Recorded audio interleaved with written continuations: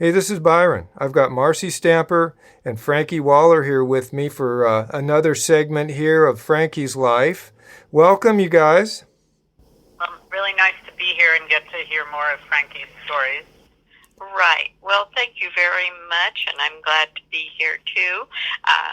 My daughters have decided that I should write a book, and I think that's probably a good idea. In fact, they've volunteered to help me pay for the publishing of it, so that takes care of that. Pretty cool. And now we go back to my family, and I would really like to tell you that I had three sisters and one brother, and when we get down to when I'm born, well, I was supposed to be Frank Jr., and I didn't turn out that way, so that's why they had four girls and one boy, Mom and Dad. They were married in 1919, and my sister Dorothy was the first one born, and she had one married when she married, had one son. And my brother Robert Morse was born in 1921, and he has passed away also, and he had five children. And my sister Marie, she had three children, and she was born in 1924. And then 10 years later, I arrived in 1934, and then my sister Donna was born in 1941. All of my siblings have passed away, and my sister Dorothy, when she left the ranch and the valley, she moved to Everett, Washington. And my brother Robert, when he finally left, just probably 10 years before Dad sold the ranch, he moved to Spokane and with his family. And then my sister Marie, she moved with her husband and three children to the Everett area also. And my sister Donna, she married and moved down Longview in that area somewhere, two or three different places. So, and she had one son. And I guess I'm the only one that stuck it out in the Methow. And I married Paul Waller Sr. in 1951, and we had seven children, Paul Jr. and Kirby Waller and Donald Waller, of which Paul Jr. and Donald Waller have passed away. Then we had three girls, Marcy, who lives in Spokane Valley, Julie, who lives in Airway Heights, I would say, and Carrie, who lives in Sandpoint, Idaho, with their families. And my son Gregory lives in Tacoma area. Wow, Frankie, that's a big family. Yeah. It's a very big family, but it's really nice to get together, and we haven't had that for quite a while. You mentioned, I think, Kirby. Where does he live, did you say? Oh, I probably didn't say. Maybe I did not. He lives in East Wenatchee, I'm sorry. Uh-huh. Right. So of all your siblings and then all your children. Right. Do you know why you were the only one who stayed in the valley?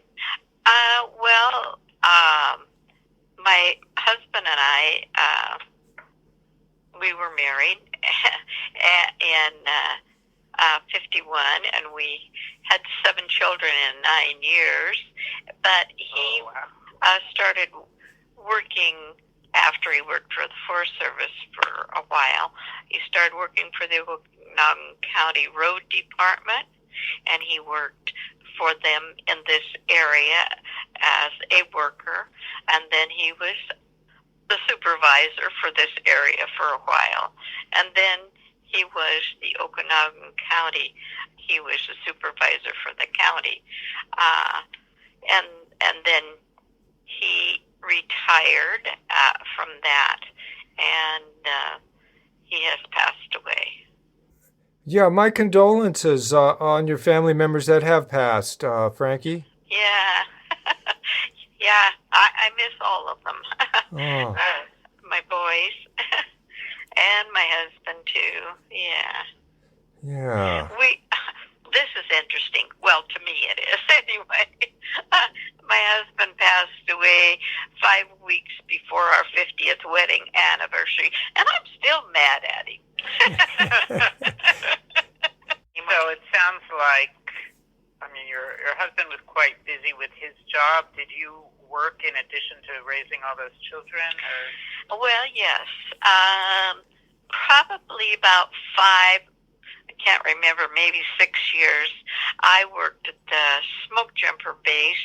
I was the cook's helper, and the cook was my neighbor, and so we had a really good time. And the young men were very, very, very nice to us. They were always polite and thankful for what they had.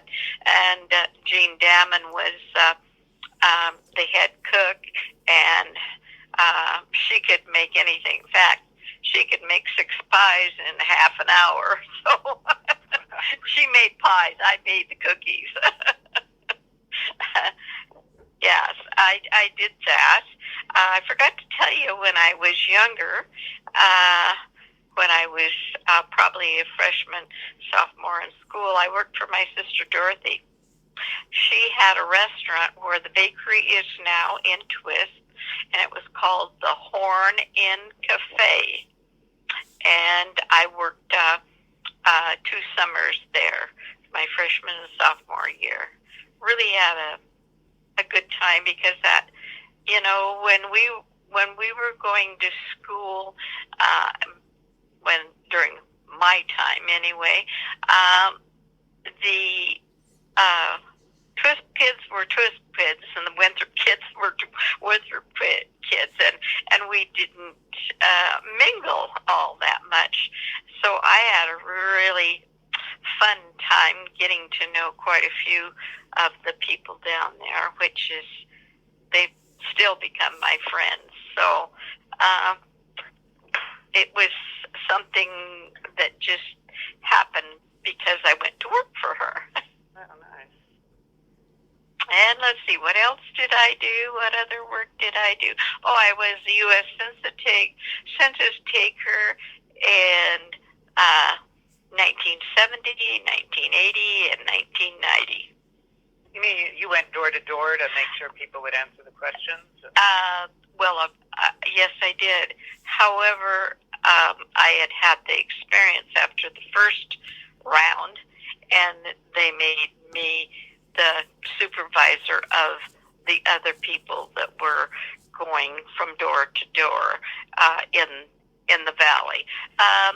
Just down to Methow, though. I didn't go any further. It wasn't any further for this group. Frankie, I'm curious. You said you were married in 1951. Did I get that right? Yes. And so where were you living? Were you still living on the Moccasin Lake Ranch at that time? Yes. That was my senior year, and we got married in August. Right out of high school. Oh, yes. Yeah, oh, yes. yeah. I didn't want him to get away from me. Oh, there.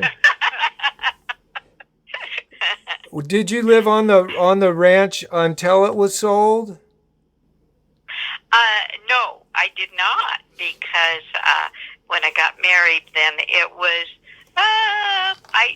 I truly don't know how many more years, but Mom and Dad lived there, and probably 5, 6, 7 years or something or other like that. I came across a photo that is quite interesting. It's taken of the blockhouse that's near the highway. Dad built that in 1941, and because we'd lived in an old house down by the creek. It was quite a very nice house at that time. And he also, in that, he put a locker where you put frozen items and a cooler in there. And they were all big enough so that you could walk in, and Mother froze lots of vegetables and fruits and things like that. And we just always had them there. And I have this picture that shows, well, my son Don. It says on the back of it, he's 5 days old. In it is my mother and my mother's mother, Ella Lyons, my grandmother, and myself, and the baby, and Grandma Lyons is holding the baby, who is Dawn, or was Dawn at that time. We had just gotten home from the hospital. I did have all of my children at Brewster Hospital and was taken care of very nicely. So, Frankie, can you describe or share some of your memories about growing up with your sisters and brother? My brother, Robert Morse, when he left the ranch, and I can't tell you when that happened, he went to Spokane to live.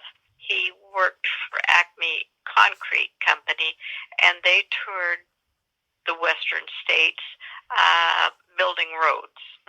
And then my sister Marie McCall and her husband moved to the Everett area. She did jobs here and there.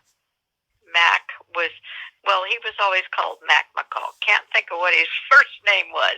But anyway, that was her husband. And he found employment there. And then my sister Donna, the youngest one, she married and moved down to the Wenatchee area, and she spent quite a bit of time there. And I think I told you she had one son. My brother was very handy. My father was very wise too, and they worked together. There was always something to do, ranch type of work. They didn't allow me to be out in the field with them, I will say.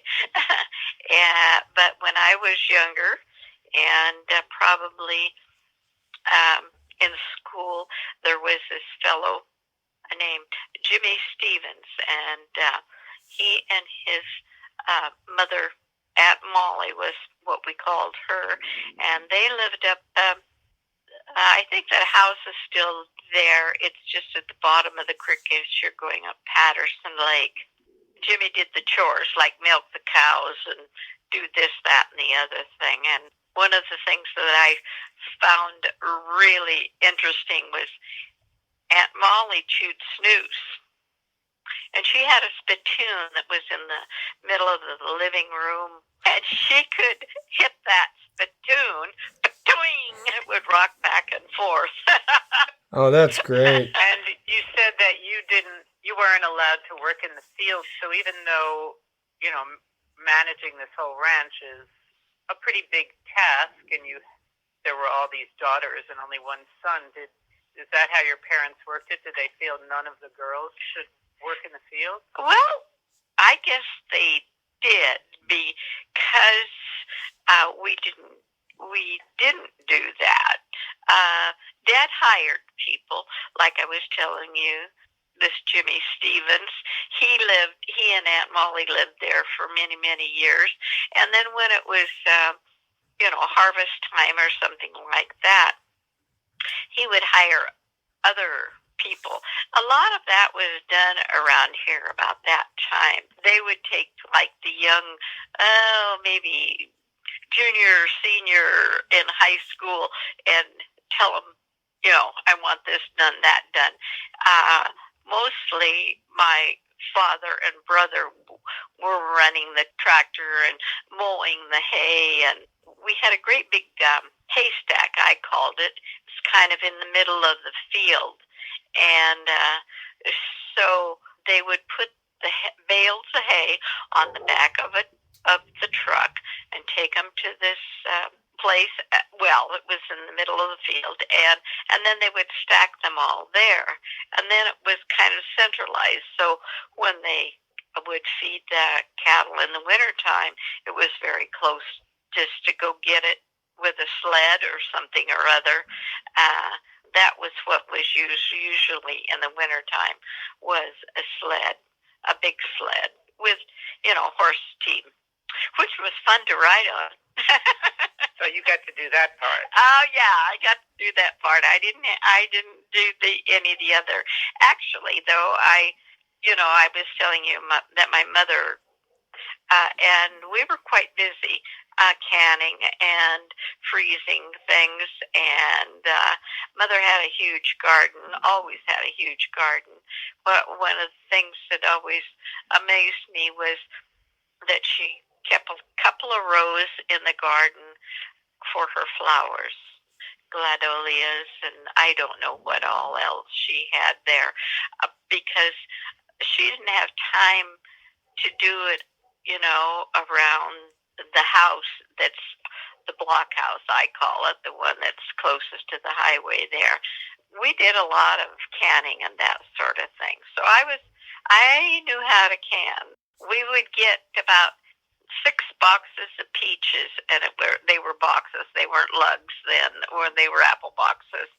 And Mother and I would stay up a couple nights in a row, and she would help me can the peaches for the kids, my kids. Wow, that's a big production. That is, yes. And let's see, what else did I do? Go to the chicken house and get the eggs and things like that, Yeah. This is another little tidbit that's kind of funny. My mother, once in a while, some of the chickens would get out, and she would go out there to get them back in to the corral. There was a shed that they couldn't get into, but where they were mostly in, it was a fenced corral. And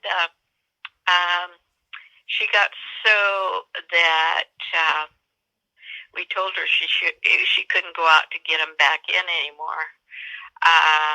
She would throw rocks at him, hit him between the eyes. Then we would have to clean them and freeze them for use later on. But she was a good shot.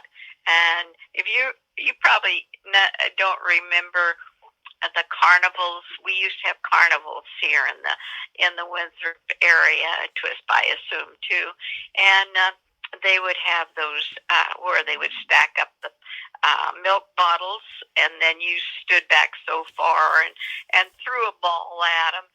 Man, she won more prizes than you could shake a stick at. Not me. I was not that good.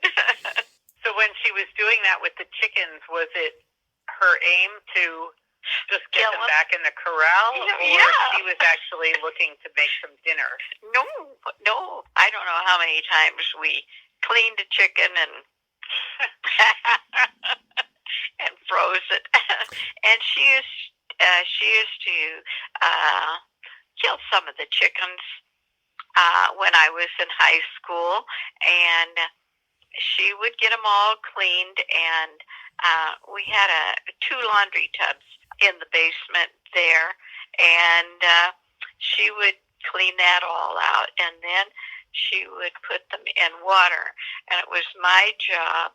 I had to get, the 2 legs, that I had 2 this and that and the other thing in a plastic bag. We were using plastic bags at that time.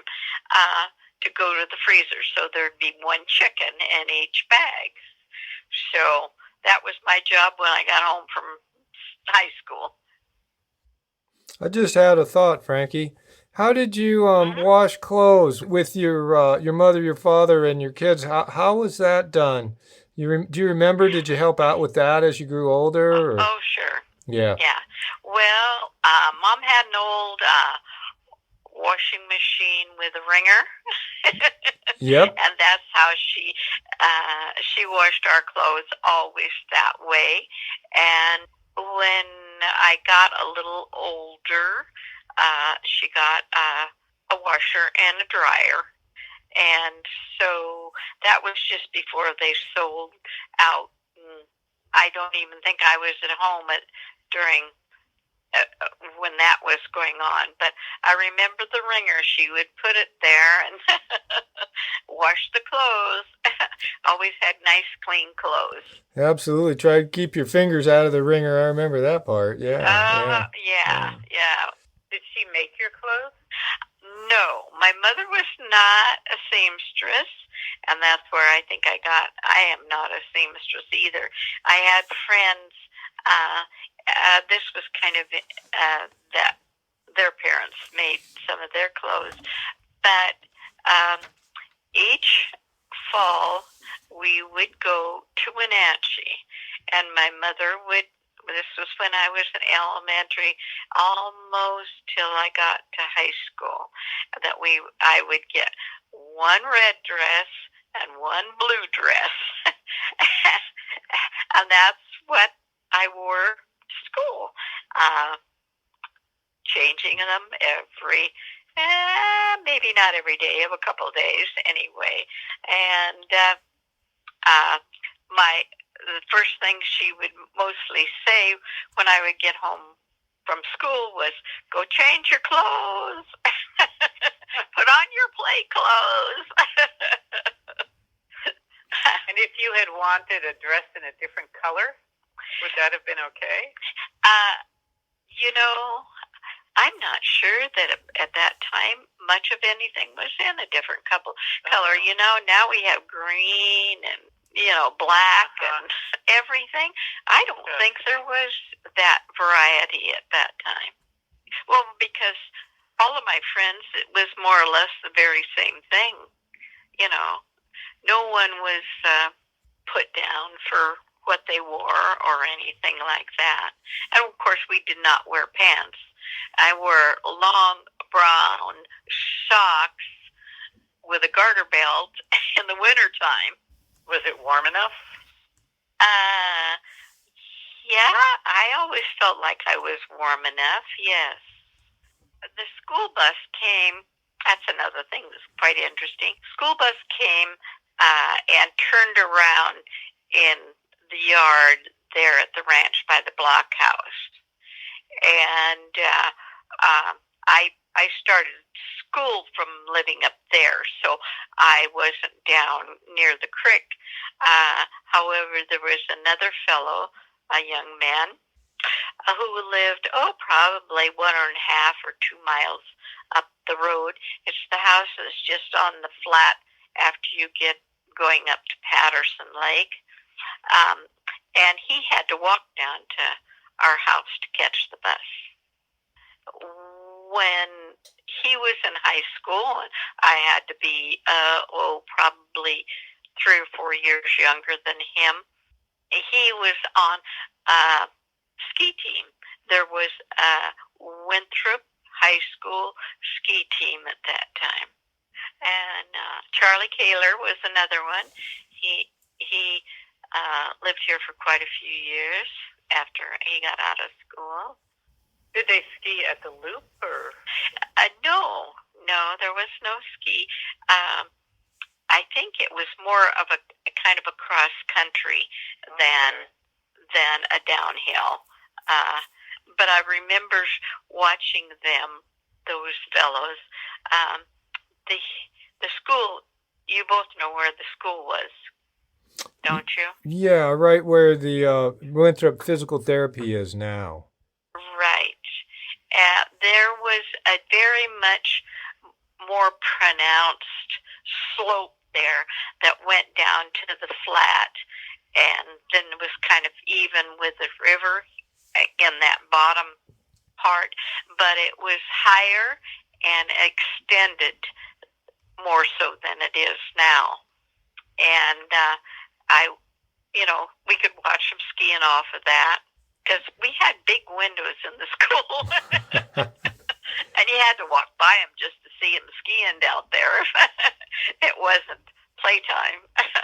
Well, I'm glad you mentioned about the school again because, I'm really enjoying your tree now. The tree, I'd like to just bring that up again. Your tree, I call it Frankie's tree. It's a pine tree right at the entrance to the Winthrop Physical Therapy. It's a large tree, and then there's a large tree coming out at the root as well. Offshoot, yeah. Yes.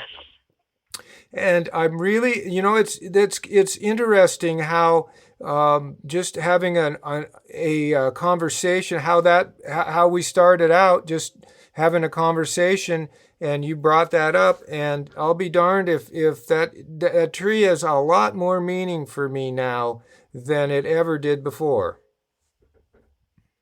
Well, great.